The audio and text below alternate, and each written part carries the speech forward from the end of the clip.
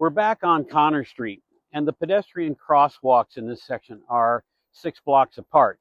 There's one 3 blocks behind me and one 3 blocks ahead. And in the almost 40 years that I've lived in the neighborhood, I tend to cross in the middle of this area. And the problem with that is that after one long, relentless line of traffic that came off that intersection has almost passed and I could cross the street, there's suddenly another long, relentless line of traffic coming in the opposite direction, making it hard or dangerous to cross the street.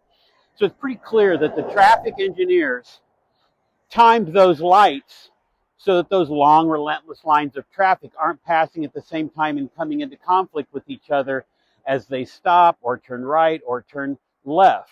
So in other words, the traffic engineers timed those lights with zero consideration for the people that live in this neighborhood and full consideration for people driving through in their cars. And what does that do to your day-to-day life when the intensity of traffic, A, makes you repelled from sitting on your front porch or hanging out in your front yard, but also uneasy about crossing the street and interacting with your neighbor on the other side? Well, a man named Appleyard did a groundbreaking research study into people who lived on different kinds of streets, and he answered that question for us. I'm 1 block away from Connor on Maple Avenue, and you can see that it's half as wide as Connor Street, and it has parallel parking. And those two things are really vital because they naturally slow traffic down. This is a light traffic street.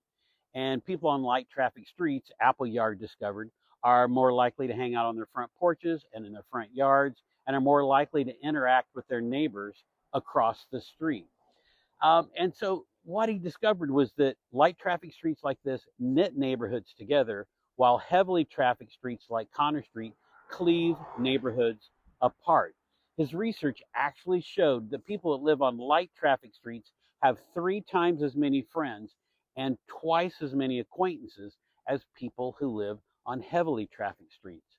And my research into traffic counts on Connor Street shows that in the 3 decades after they banned parallel parking and made it a 3-lane thoroughfare, traffic increased 300%. That kind of compromise made with automobiles starts to damage the very social networks that hold us together and damage our sense of community.